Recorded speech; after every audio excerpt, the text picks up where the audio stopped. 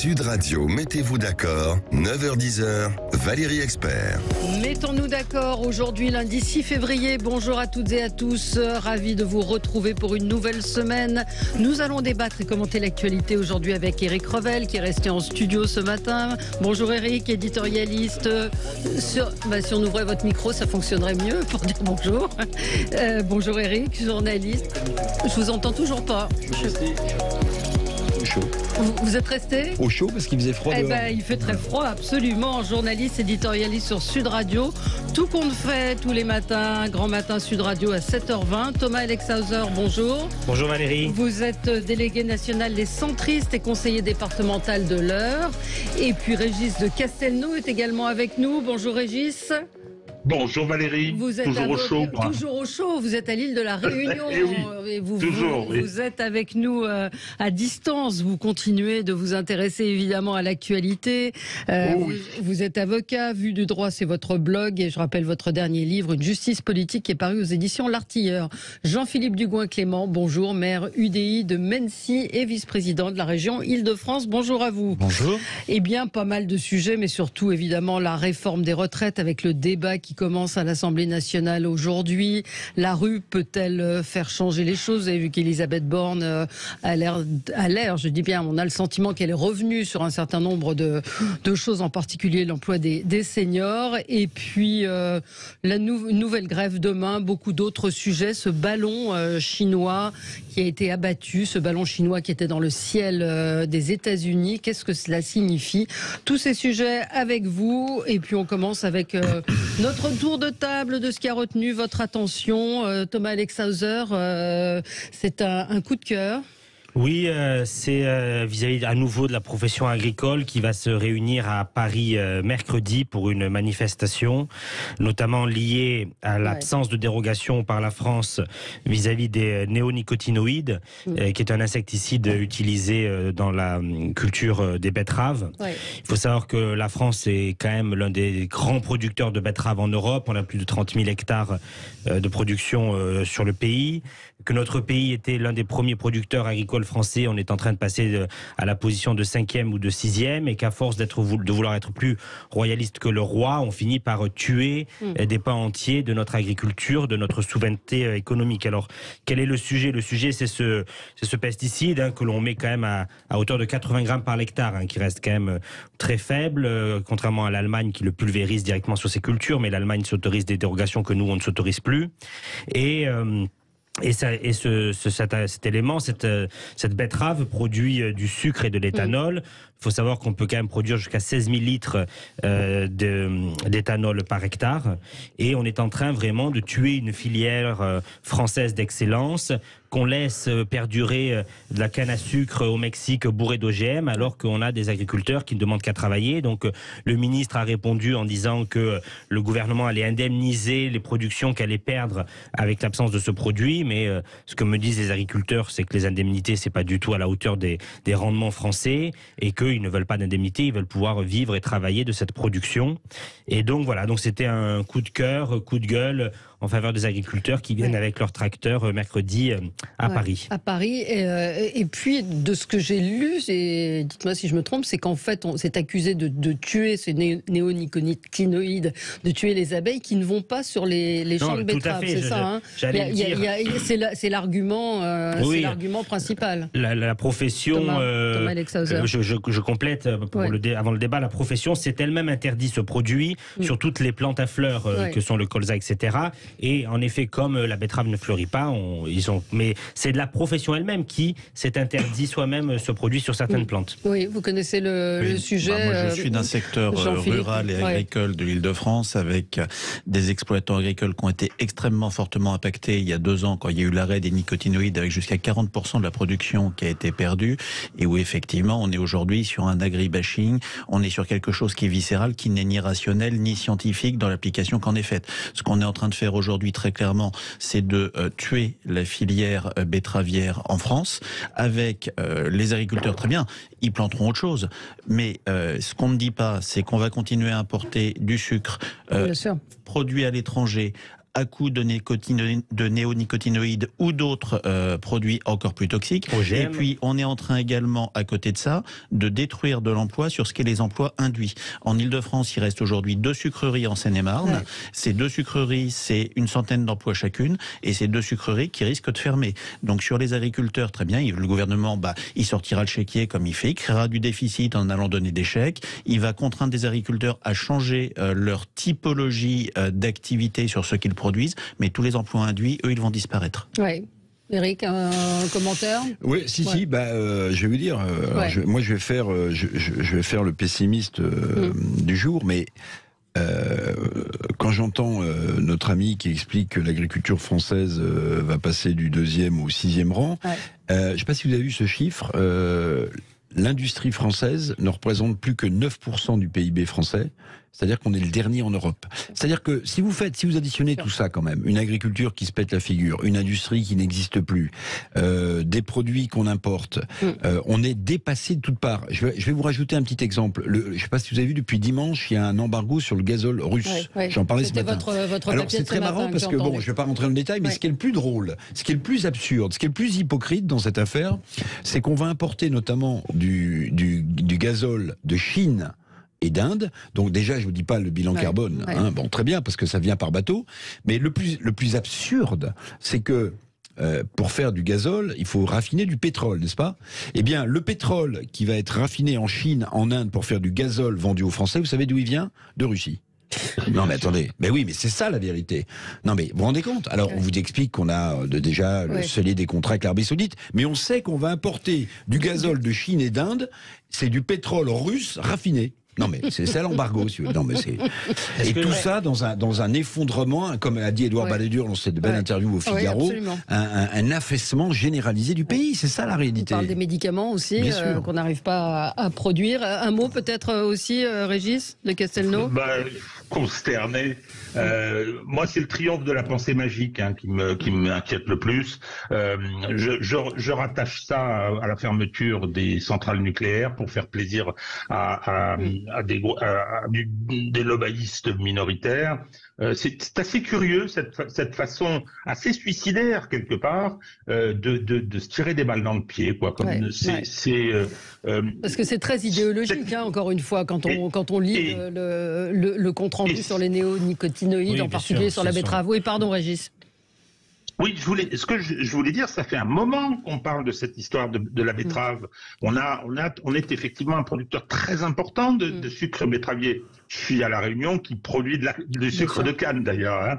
Donc, et on continue de façon aveugle. Je m'interroge sur qui est à l'origine de ces décisions, comment est-ce que certains dirigeants cèdent à des pressions qui sont de toute façon minoritaires? Extinction Rébellion qui se colle les mains sur les routes. Enfin, je veux dire, tout ça n'a pas de sens. En tout cas, je ne le trouve pas. Alors, on continue, on avance. Éric Revel, vous, c'est un coup de gueule. Là, encore une fois, on n'en parle pas suffisamment contre les parents influenceurs. Mais oui, les parents influenceurs. Moi, j'ai découvert ça il y a quelques jours. C'est-à-dire que vous avez des influenceurs, plus ou moins d'ailleurs parfois escrocs, qui vendent des produits aux plus fragiles et qui gagnent de l'argent là-dessus. Eh bien, vous avez un phénomène qui apparemment, d'après cet article que j'ai lu dans le Figaro, à partir d'un sondage, phénomène exponentiel, c'est-à-dire des parents qui vendent les images, leurs propres images, mais aussi les images de leurs enfants, de leur famille, contre rétribution.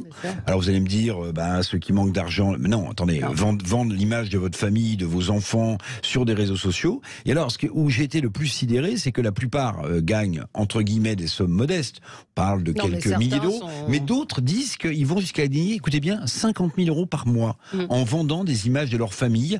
Donc vous avez des vidéosurveillance ou l'espèce de télé-réalité familiale et vous balancez tout sur les réseaux sociaux. Moi, je trouve ça proprement scandaleux. Voilà, je vous le dis comme je le pense. Mais qu'est-ce qu'on peut faire? On va revenir sur... Enfin, ça n'a pas vraiment de rapport, mais c'est quand même les réseaux sociaux et l'accessibilité très facile et la diffusion d'images. Qu'est-ce qu'on peut faire? Les gens sont responsables Oui, non, mais ils sont responsables. Mais là, on parlait tout à l'heure d'affaissement de la société française d'un point de vue agricole, d'un point de vue industriel. Mais il y a un affaissement aussi d'un point de vue des valeurs et des repères. Pardonnez-moi, mais vous vous souvenez, c'est pas un temps si lointain où les gens n'aimaient pas simplement s'entendre dire que des voisins avaient entendu une dispute parce que ça donnait une impression de la famille. Ouais. Aujourd'hui, non, pas du tout. Alors vous faites vivre, vous expliquez, je sais pas jusqu'où ça va. Je suis très peu. Ça va assez loin, mais il y a même des émissions de télévision et ça rejoindra peut-être là. Non, mais c'est hallucinant. Le sujet. Il y a des. Vous savez, famille XXL, c'est ça, hein, bien sur sûr, TF1, c'est-à-dire que c'est une famille avec ses enfants. Bien sûr, mais là, ce que je veux dire, c'est que sur les réseaux sociaux, vous vendez l'image de vos enfants. Alors certains aussi font passer des castings à leurs enfants pour faire des pubs et autre chose. Mais là, je trouve qu'on a passé un degré supérieur. Vous voyez, c'est-à-dire qu'il y a une espèce de d'indignité totale. Et puis attendez, mettre en scène ses propres enfants quand ils sont mineurs, c'est un sujet quand même. Bien sûr, que quid de ce qui va se passer par la suite. Non. On marque une pause et on continue dans un instant et on va parler justement de l'interdiction du porno aux mineurs avec vous dans un tout petit instant. À tout de suite. Sud Radio, mettez-vous d'accord, 9h-10h, Valérie Expert. Et on tente de se mettre d'accord autour de Régis de Castelnau, Éric Revel, Thomas Alexager et Jean-Philippe Dugouin-Clément. Alors Régis de Castelnau, j'aurais dû commencer par vous, c'était une actualité cinématographique avec vous et ce film Vaincre ou mourir, le film qui a été produit, réalisé autour du Puy du Fou. C'est la première production cinématographique du Puy du Fou et comme le dit Causeur, c'est grâce aux médias de gauche que ce film Vaincre ou mourir est un succès. Alors vous aviez un coup de gueule. Oui, parce que je veux dire, les critiques de ce film sont tout à fait justifiées, c'est normal. Personnellement, j'irai pas le voir et je vais prendre ma précaution initiale. Je suis robespierriste, moi. C'est très mal, je sais, mais j'ai comme Clémenceau de la Révolution, je prends tout, mais j'ai quand même une sympathie pour les sans-culottes. Bon, toujours est-il que je n'irai pas voir ce film, mais ce que je trouve assez étonnant, c'est le no passaran lancé par les uns et les autres en disant le fascisme est aux portes parce qu'il y a ce film qui sort.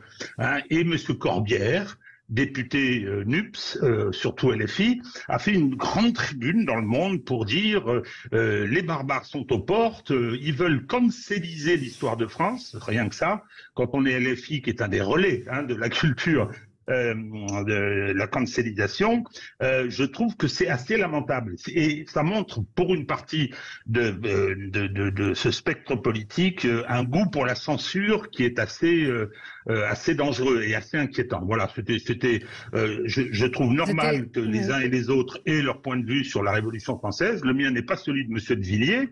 Je n'irai pas voir son film, ça ne m'intéresse pas. Il y a toujours eu des polémiques historiques sur différents sujets. Elles sont instrumentalisées pour les problèmes politiques du jour. Mais là, cette façon de vouloir interdire la parole à ceux qui ne pensent pas comme vous, je trouve ça lamentable. Ouais, c'était la une de Libération. Libération qui fait une une pour qui a fait une une pour attaquer le film. Et c'est vrai que ça a donné une visibilité absolument incroyable au film. Oui, je vais faire attention à ce que je vais dire, parce qu'à une autre époque, Robespierre m'aurait guillotiné, donc je vais faire gaffe.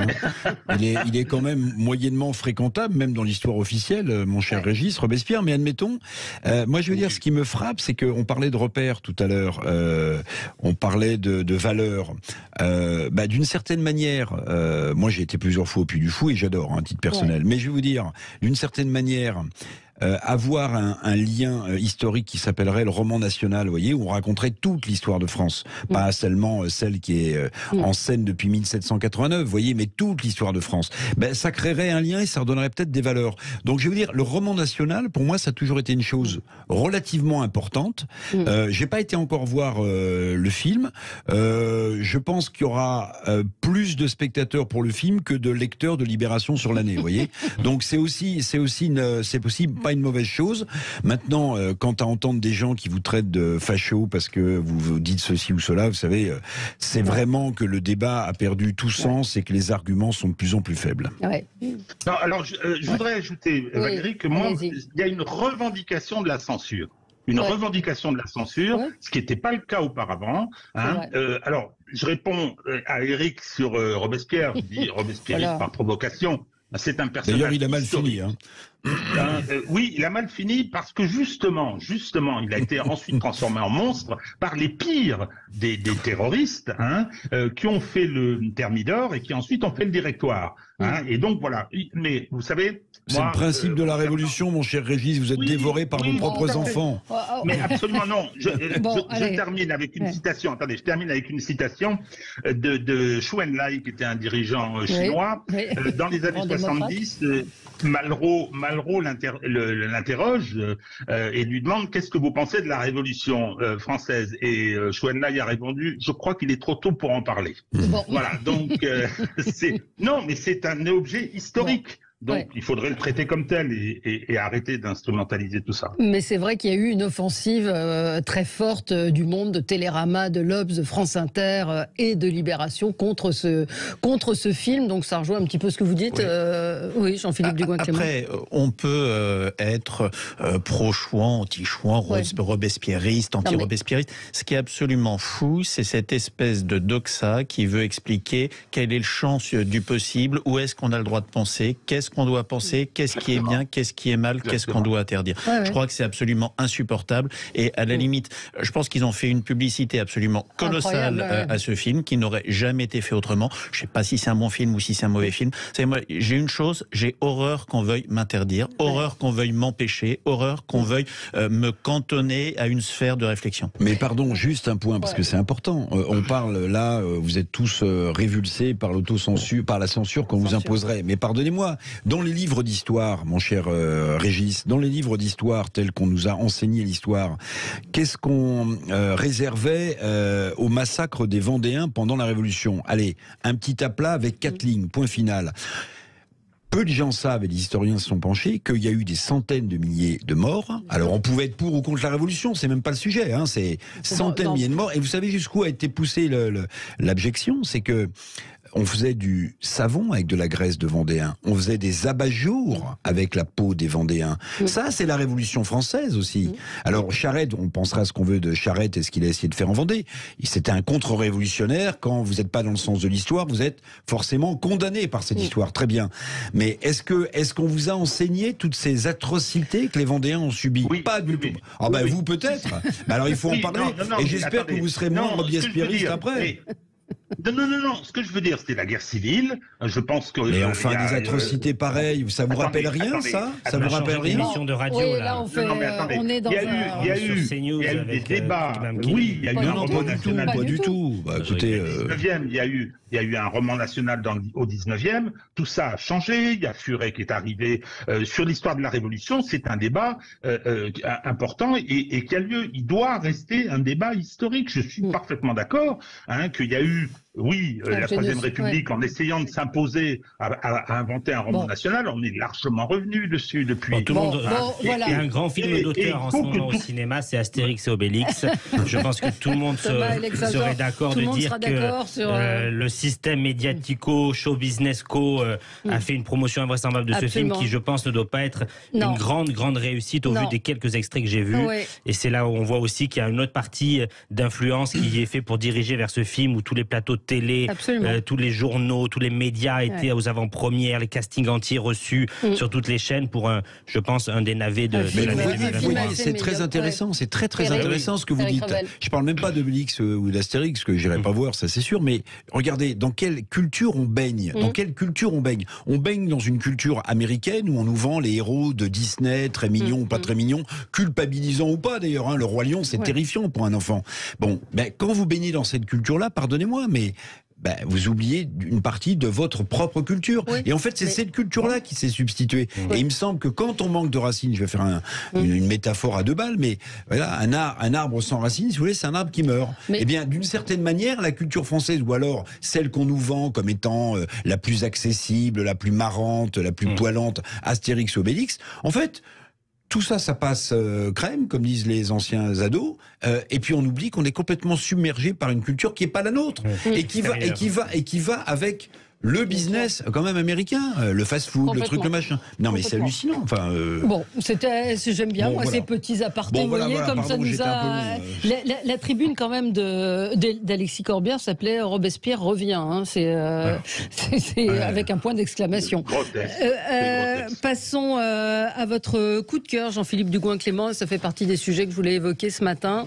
C'est l'interdiction, ou en tout cas de rendre plus difficile l'accès aux sites pornographiques pour les enfants. C'est ce matin une interview à lire dans Le Parisien de Roland Lescure. Alors, coup de cœur ou coup de gueule, d'ailleurs j'en sais rien selon comment on prend les choses. C'est effectivement après des années où on constate, mais c'est l'ubérisation de la société. On est toujours en retard sur ce qui se fait. On le voyait sur les parents influenceurs, on le voit sur la consommation du porno par Internet sur les adolescents ou les préadolescents et même les enfants. On est descendu d'âge estimé autour de 14 ans à autour de 10-11 ans aujourd'hui. Alors sur des estimations extrêmement dures à faire parce que c'est des études qui sont faites auprès d'enfants, les parents sont là, donc l'enfant est-ce qu'il dit pas quand les parents sont là. Mais la réalité aujourd'hui, c'est qu'alors que les fournisseurs d'accès normalement devraient bloquer les sites aux moins de 18 ans, il y a une porosité totale qui est faite et on commence juste à se poser de la question de savoir comment est-ce qu'on peut arriver à verrouiller ou à bloquer les choses. Donc ça c'est le côté coup de gueule. Le côté coup de cœur, c'est que quand même les choses avancent, que Jean-Noël Barrot qui est ministre en charge de ça, après plusieurs mois de travail avec la CNIL et avec l'ARCOM, sont en train d'essayer de mettre en place un système de certificat de majorité anonyme. C'est un peu le même système que ce qu'on a pour avoir accès à ses comptes en banque, avec une anonymisation, mais on voit à quel point on est sur quelque chose qui est extrêmement compliqué à mettre en place et l'évolution de la société telle qu'elle est aujourd'hui avec le recours au smartphone pour des enfants, mais en 6e, tous les enfants quasiment ont des smartphones aujourd'hui ou ont accès aux tablettes ou aux ordinateurs de leurs parents. On voit qu'on est dans un monde qui change profondément et qu'on a énormément de mal à adapter nos règles, nos modes de fonctionnement à une société qui va plus vite que notre droit. Bien sûr.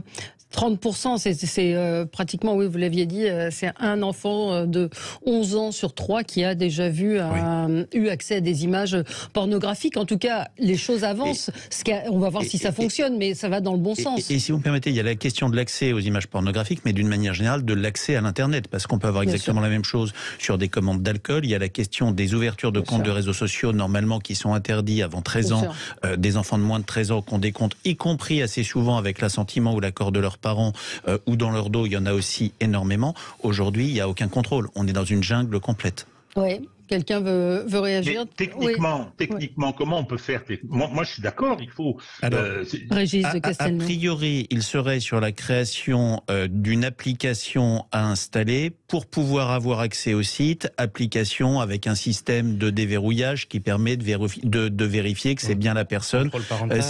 C'est plus que du contrôle parental. C'est que quand vous allez sur le site, vous cliquez, vous recevez un message qui vous demande de vous authentifier. Donc en général, ce sont les parents qui sont détenteurs des comptes des enfants, s'ils ont accès à un portable ou à une vidéo.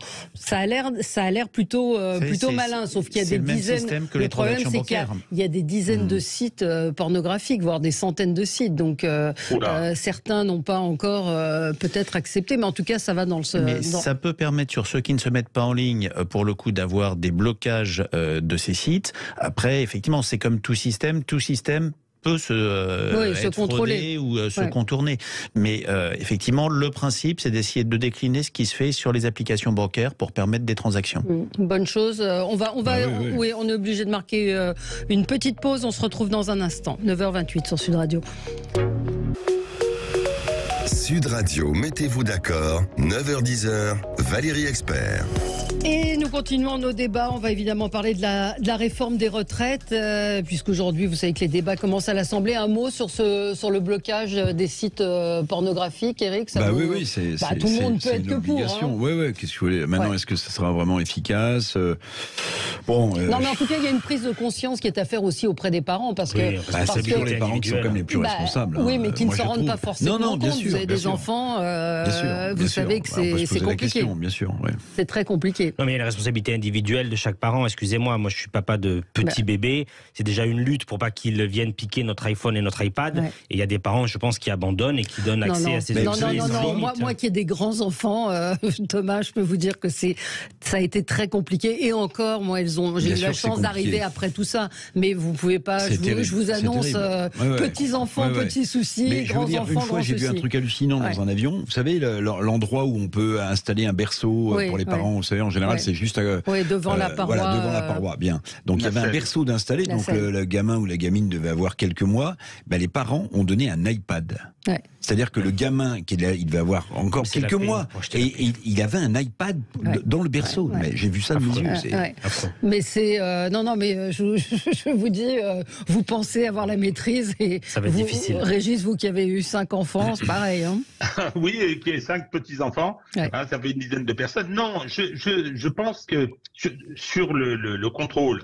Alors il y a bien évidemment la question des parents. La question des parents, et tout à l'heure, Eric parlait des influenceurs qui instrumentalisent leurs enfants. Vous savez, on s'aperçoit qu'il y a quand même pas beaucoup de précautions qui sont prises.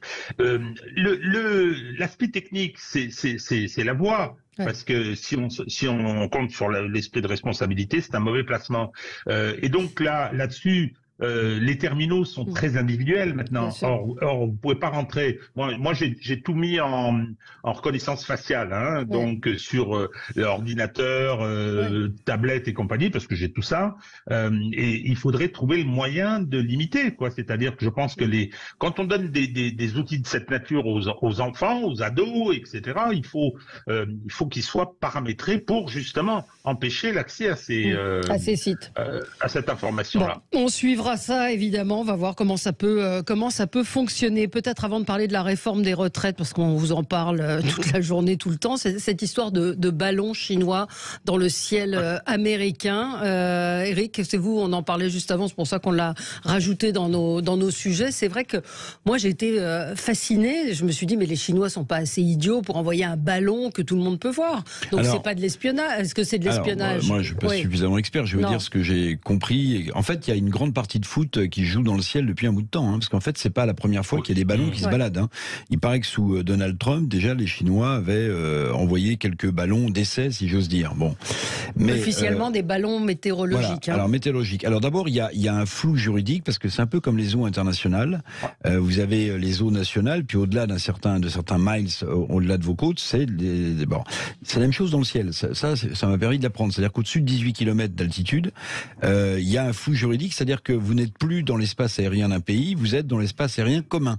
Donc en réalité, vous pouvez vous balader. C'est au-dessus des avions de ligne. Un avion de ligne, c'est quoi? C'est 10 000, 12 000 mètres d'altitude. Là, on est à 18 000 mètres, 20 000 mètres, 20 000 mètres d'altitude. Bon, donc il y a ça. Il y a ce qui a été dit, c'est-à-dire en fait, on étudie le climat, on étudie l'évolution météorologique. Bon, avec quand même un ballon chinois qui restait positionné au-dessus du Montana. Le Montana où il y a des sites sensibles de missiles nucléaires. Non, moi ce qui alors au-delà de l'aspect, j'allais dire un peu rigolo, vous voyez, parce que on se dit, mais enfin les satellites ultra perfectionnés, il paraît qu'ils sont capables de voir une pièce de 2 euros par terre, donc ils ne pourraient pas voir des missiles. Bon, en fait, les experts expliquent que ça coûte beaucoup moins cher, qu'il y en a beaucoup plus, qui sont beaucoup plus mouvants, qui peuvent se déplacer finalement et plus précis. Et alors apparemment plus précis, mais moi ce qui m'inquiète le plus évidemment, c'est les frictions, les tensions qui ne cessent de croître entre les États-Unis et la Chine, dont Taïwan est le point central évidemment. Voilà. Mais Taïwan, c'est pas seulement non plus, faut pas être naïf pour les Américains, c'est pas seulement non plus un pays qui ne devrait pas basculer dans la dictature. Non, c'est beaucoup plus... Bah oui, c'est notamment parce que c'est le premier producteur de semi-conducteurs. Si vous voulez, que les semi-conducteurs, ils sont dans tout, dans les voitures, dans les lave-vaisselle, dans les satellites, partout. Donc c'est ça qui m'inquiète le plus, c'est la tension assez violente au sujet de Taïwan entre les États-Unis et la Chine. La Chine qui dit d'ailleurs qu'elle va répliquer, je signale. Voilà, on a l'Ukraine envahie par la Russie. Est-ce qu'on va se payer un deuxième front? C'est inquiétant. Thomas, oui, je reprends les propos de M. Revel sur les représailles que la Chine a clairement indiquées.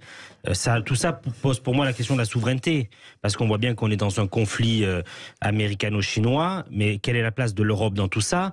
Ça pose aussi la question, une tribune de ma collègue Nathalie Conan-Osterley hier sur les médicaments et l'absence de fabrication européenne de médicaments. Si jamais on a demain un conflit violent entre la Chine et les États-Unis et qui décide de fermer le robinet sur certaines productions, comment est-ce que nous, l'Europe, on peut s'en sortir, sachant qu'on commence à fortement diminuer notre souveraineté alimentaire, de santé, etc. Et je trouve qu'en effet que ce sujet du ballon est très inquiétant parce que ça révèle une espèce de montée en puissance d'un conflit potentiel entre la Chine et les États-Unis, sans imaginer toutes les conséquences qu'il pourrait y avoir derrière, y compris pour le grand continent, vieux continent européen. Oui, ça montre aussi le changement. Pardon, excusez-moi, Jean-Philippe Dugouin-Clément. Oui, ça montre aussi le changement de l'épicentre politique mondial aujourd'hui. L'épicentre politique, c'est plus l'Europe, c'est y compris le conflit russo-ukrainien, c'est quelque chose économiquement qui est devenu secondaire. L'épicentre économique, politique d'aujourd'hui et de demain, on le voit, c'est la zone Pacifique, c'est le conflit larvé entre les États-Unis et la Chine, c'est tous ces territoires-là dont nous sommes totalement dépendants aujourd'hui, vous l'avez dit, en matière médicamenteuse, en matière de semi-conducteurs, mais également en matière de flux bancaires. Mais vous savez ce que ça révèle aussi, le conflit, l'envahissement de l'Ukraine par la Russie. Ce que ça révèle, c'est même pas quelle serait la réponse de l'Europe, c'est quelle serait la réponse de la France. On en a quelques exemples.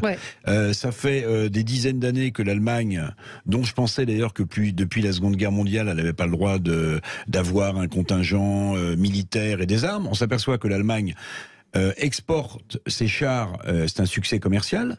Alors que la France, ça fait 15 ans qu'on a arrêté de produire des chars, au prétexte qu'on faisait la guerre en Afrique, qu'on protégeait les populations contre les djihadistes et qu'on n'avait pas besoin de chars. En fait, on s'aperçoit au fur et à mesure qu'on n'a pas les principes actifs pour faire du Doliprane ou des vaccins, qu'on n'a pas des chars pour se défendre, qu'on n'a que 6 jours de munitions en cas de conflit à intensité forte. Mais attendez, on est dans une situation quand même apocalyptique. C'est même pas la réponse européenne. Alors que le budget de la défense est quand même alors le budget de la défense, le président de la République l'augmente de 400 milliards d'euros sur jusqu'en 2027. Mais ça veut dire que depuis des années et des années, au-delà de la désindustrialisation dont je parlais tout à l'heure, on est dans plein de domaines, mais complètement à la rue. On est à la rue, c'est ça la réalité. Alors il y a une responsabilité politique depuis des décennies, mais il faut se souvenir aussi une chose, il y a une responsabilité des grands chefs d'entreprise.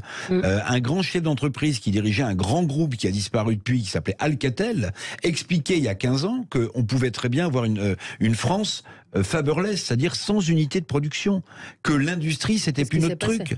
Donc au nom de la mondialisation sur l'autel de laquelle on a tout sacrifié, mais aussi au nom d'erreurs stratégiques, politiques et industrielles, mais attendez, on a fait n'importe quoi. Voilà. Régis, ces gens sont partis à la retraite depuis. Régis. Oui. Deux, trois petites choses. D'abord, moi j'ai souri quand j'ai vu qu'aux États-Unis il fallait abattre le ballon, etc. J'ai aucune espèce d'état d'âme concernant l'origine probablement également d'espionnage du ballon chinois. J'ajoute qu'il y en a un au-dessus de l'Amérique latine. Donc ce serait les jet stream qui nous auraient fait peur. Enfin peu importe. Première chose qui m'a amusé, ce sont que les États-Unis, qui ont des grandes oreilles absolument partout, qui ont reconnu quasiment avoir écouté nos chefs d'État, sans que ceux-ci réagissent bien. S'il y a bien un pays qui espionne le monde entier, ce sont bien les États-Unis. La deuxième observation, c'est relative à la tension. Je suis entièrement d'accord, c'est un symptôme. Le fait que ça se soit, pour quelque chose d'assez peu important, ça se soit à ce point, je veux dire que c'est à ce point débouché sur une forme d'hystérie. Je dis que ça en dit long sur l'état actuel des relations internationales. Je rappelle quand même qu'il y a la semaine dernière, je crois, un des chefs d'état-major de l'armée américaine qui a annoncé qu'il y aurait une guerre avec la Chine en 2025. Je veux dire, il est venu le dire comme ça. Non, ce sont des tensions. En même temps, j'ai tendance à considérer qu'il ne faut pas trop les monter en épingle. Concernant ce que disait Eric sur l'état industriel de la France, je pense que c'est général, Eric. C'est-à-dire que une des leçons de la guerre en Ukraine, c'est le retour de la guerre industrielle. Et je lisais un rapport d'un des premiers think tanks stratégiques militaires qui s'appelle RUSI. Ça n'a rien à voir avec la Russie, hein.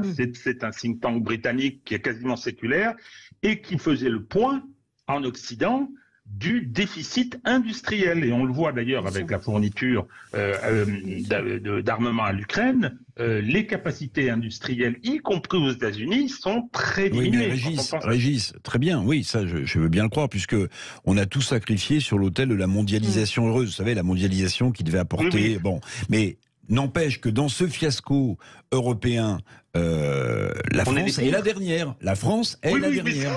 L'Italie a un pourcentage de constitution au PIB supérieur au nôtre en matière d'industrie.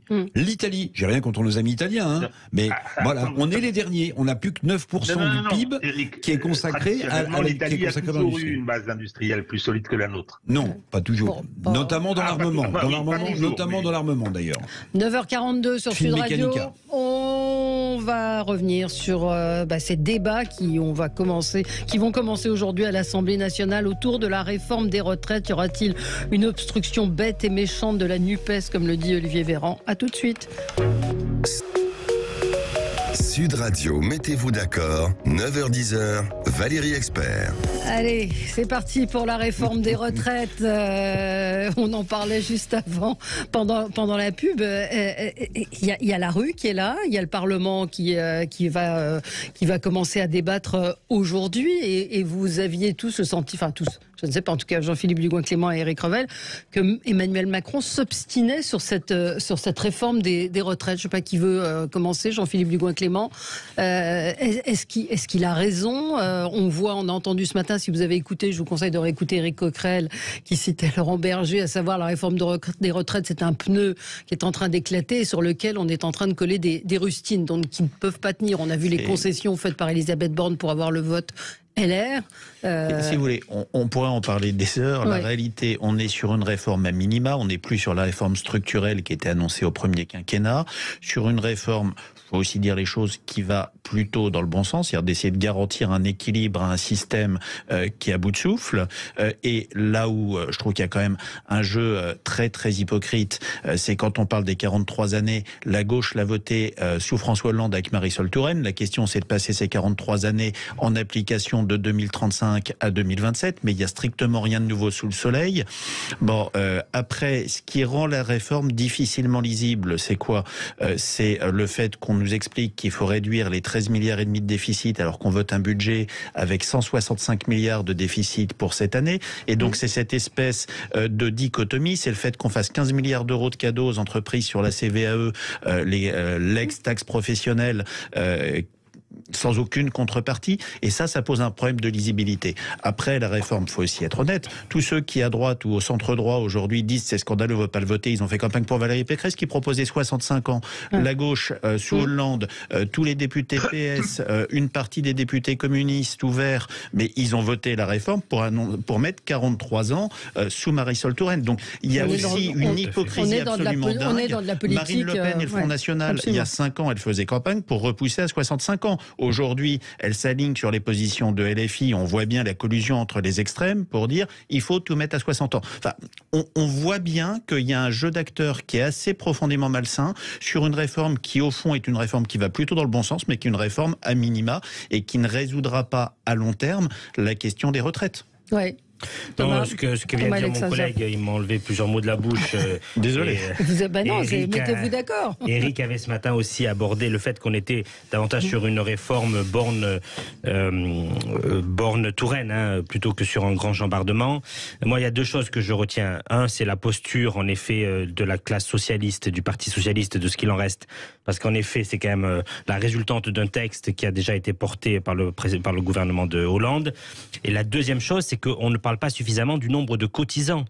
c'est qu'au niveau des seniors, on a quand même un véritable sujet. Aujourd'hui, sort dans Le Parisien une profonde étude sur la question des seniors, où on a 15 points de différence entre la France et l'Allemagne sur l'emploi des personnes de 55 à 64 ans entre les deux pays. Pourquoi ? Je ne sais pas l'expliquer. Pourquoi est-ce qu'on a autant ce décalage et pourquoi est-ce que la France est à ce point en retard ? Alors, il y a le sujet des pré-retraites, etc. Mais il y a, je pense, un véritable problématique qui est l'emploi des seniors. Ça, c'est un vrai sujet qui va toucher, bien évidemment, les cotisations et, in fine, le montant de retraite que percevront les personnes qui sont sans emploi à cet âge-là. L'autre sujet aussi, c'est la politique familiale, c'est la baisse de la natalité, et je pense qu'on a pris cette réforme qui devient davantage une réformette, où on a l'impression que le gain économique va être très faible. Moi, je suis pour la réforme, mais là, le gain économique va être très très faible, et on n'a pas pris dans l'ensemble le sujet du rapport au travail, le sujet de l'emploi des seniors, le sujet de la population active française, de savoir comment est-ce qu'on arrive aussi à réduire davantage le chômage, ramener les gens vers le travail. Et je trouve que cette réforme qui devient réformette perd beaucoup de son sens et n'a pas été vue d'un point de vue global. Oui, alors peut-être Régis, puis après je redonne la parole à Éric.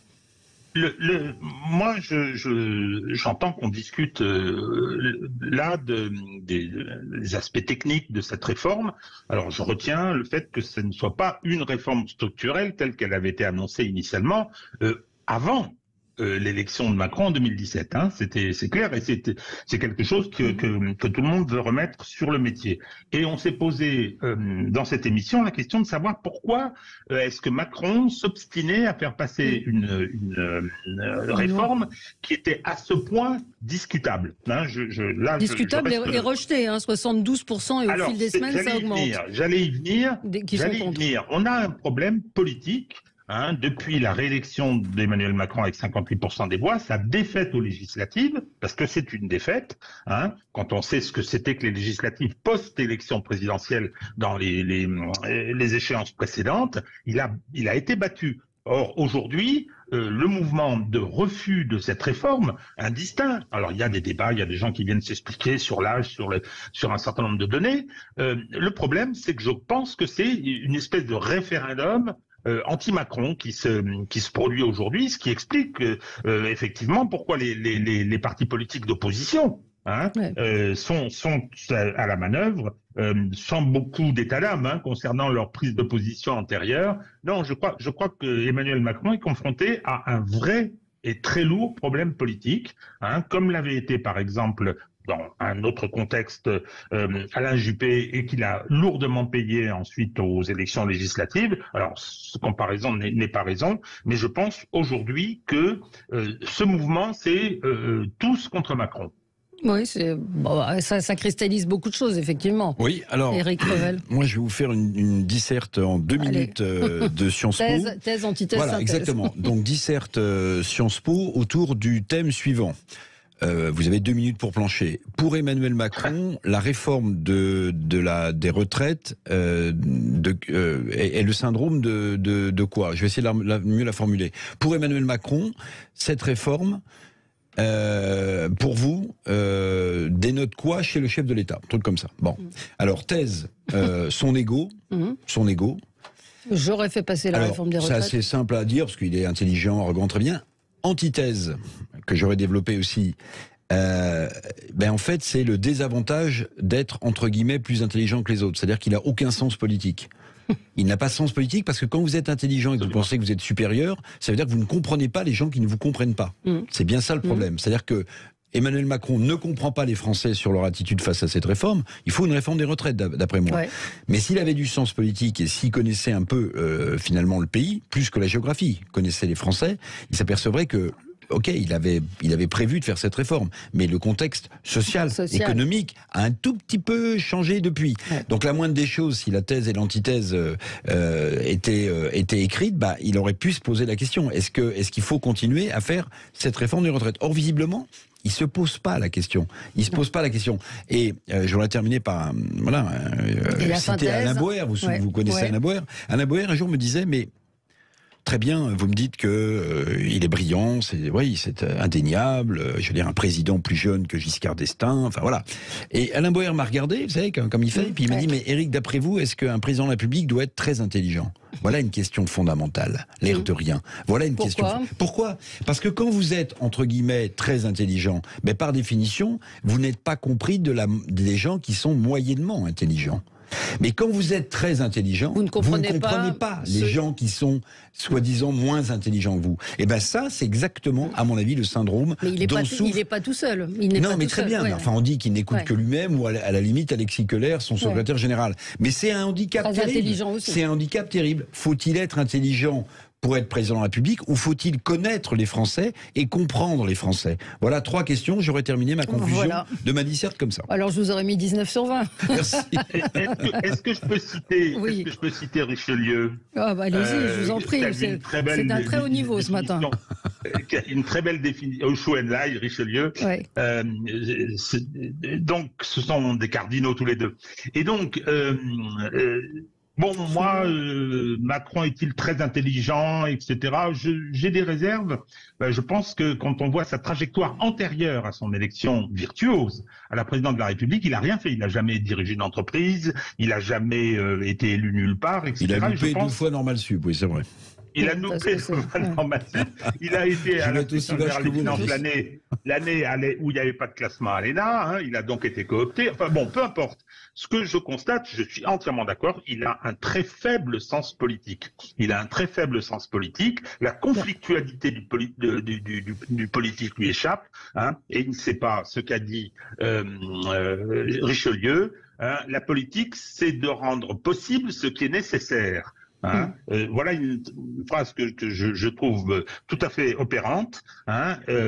Il veut laisser une trace, il veut attacher son nom, mais l'affrontement politique lui échappe. Oui, enfin, il a réussi à être élu président de la République. Oui, 2 fois. Par 2 fois et à torpiller les partis traditionnels de droite et de gauche qui aujourd'hui sont en grande difficulté. Et Régis a parlé de virtuosité, donc il reconnaît. Sur la première élection. Non, sur ce texte, j'ai du mal à le comprendre désormais, parce qu'en effet, Édouard Philippe l'a d'ailleurs rappelé dans son interview de BFM TV la semaine dernière, son programme était beaucoup plus ambitieux. Sa réforme à l'époque était beaucoup plus ambitieuse, qui était un grand régime général. Et là, j'ai du mal à comprendre la véritable ambition de ce texte, qui paraît être mal ficelé, mal préparé, mal travaillé, où Elisabeth Borne est obligée de négocier avec LR des amendements, etc. Bon, j'ai du mal à comprendre quelle était la réelle ambition de ce texte-là, parce qu'au final, avec les concessions, c'est un texte qui va finalement ne quasiment rien rapporter, alors que l'objectif de la réforme, c'est quand même de pouvoir faire des économies au système français pour pouvoir être plus compétitif ailleurs. Oui. Alors, Jean-Philippe de Guantémont. Je crois qu'il y a quand même 2 facteurs qu'il faut prendre en compte sur le calendrier choisi par le président qui peuvent surprendre. La première chose, c'est, je pense qu'il a besoin de donner des gages. La France a besoin de donner des gages au marché financier. On a lâché sur énormément de choses. On le voit, je le dis tout à l'heure, sur le budget de l'État, sur la CVAE. Et si on ne donne pas des gages de sérieux budgétaire au marché, je pense que le niveau d'endettement du pays est tel qu'on peut se retrouver en situation difficile. Et je pense que dans les facteurs qui jouent sur le fait de ne pas décaler cette réforme, parce que l'affaire maintenant, c'est l'affaire dans un climat social qui est extrêmement compliqué. Je pense que c'est quelque chose qui peut jouer. Deuxième chose, c'est si on se dit, si on fait un peu de calendrier politique, il lui reste 6 à 7 mois utiles pour faire passer cette réforme. Et on voit l'accélération d'ici au mois de juillet. C'est la question des lois sur la sécurité, sur l'immigration, la réforme des retraites, la réforme institutionnelle qui semble ressurgir ou repoindre. Pourquoi ? Parce qu'ensuite, on va arriver Coupe du Monde de rugby, élection sénatoriale en septembre, installation du Sénat en octobre, novembre-décembre, projet de loi de finances et loi de finances sur la sécurité sociale, ce qui remet du 49.3. Au mois de mai 2024, les européennes, les Jeux Olympiques en juillet. Et ensuite, vous êtes sur la deuxième moitié du quinquennat, arrivé en septembre 24. C'est-à-dire que vous ne faites plus passer aucune réforme. Et je pense que fondamentalement, il a un calendrier aujourd'hui où il se dit que tout ce qui n'aura pas été passé avant le mois de juillet ne passera pas. Ce que vous dites est très juste sur les marchés financiers, parce qu'avec des taux d'intérêt qui s'élèvent, vous savez, les taux d'intérêt, ils sont liés aux taux d'intérêt des banques centrales, mais ils sont liés aussi à ce que les marchés financiers pensent de vous, c'est-à-dire la notation des pays. Plus la notation se dégrade, plus ça s'envole. Donc il y a effectivement la trouille que les marchés financiers nous prêtent de plus en plus cher. Il y a aussi, il faut montrer par principe, patte blanche budgétaire à Bruxelles, en lui montrant, c'est lié, hein, les deux sont liés, hein, que, vous savez, je ne sais pas si vous avez lu l'interview de Bruno Le Maire dans le JDD il y a 15 jours, mais enfin... Qui était une honte, hein. Ce qu'il dit sur les élus locaux est une honte. Mais bon, sur les élus locaux, mais ce qu'il dit, par exemple, sur 2027, il dit en 2027, on va revenir à 3%. Bien. Ouais. Ça veut dire qu'il faut faire, je vais vous dire, j'ai fait un petit calcul rapidement, on est à 6,3 là, on explose les critères de Maastricht. Pour revenir à 3%, c'est 1% de PIB, c'est 30 milliards. Il faut économiser quasiment 100 milliards d'euros d'ici 2027. Donc voilà. Donc, et je boucle juste en disant, parce que je l'aime bien, j'en suis l'auteur, hein, donc j'aime bien me citer moi-même, c'est que Emmanuel Macron avait promis à la France une Startup Nation il y a 6 ans. Je crois que dans 4 ans, il va rendre la France sous forme de TPE. De toute petite entreprise. Ce sera le mot de la fin. Et un autre enseignant qui vous note aussi dit, fait une remarque en disant l'intelligence étant une capacité d'adaptation, il est donc con. Voilà, je vous dis ce qu'on me dit. C'est vrai que l'intelligence. Non, c'est pas vous, c'est une auditrice qui voilà, c'est un mot, voilà, ce sera un mot de la fin. Mais c'est vrai que l'intelligence, normalement, c'est une capacité d'adaptation. C'est aussi ça. Mais maintenant, il y a plein de formes d'intelligence. Absolument. On en redébattra une autre fois avec Chouinla et Robespierre. Allez, merci à vous. Dans un instant, l'émission. Richelieu. Et Richelieu. Merci.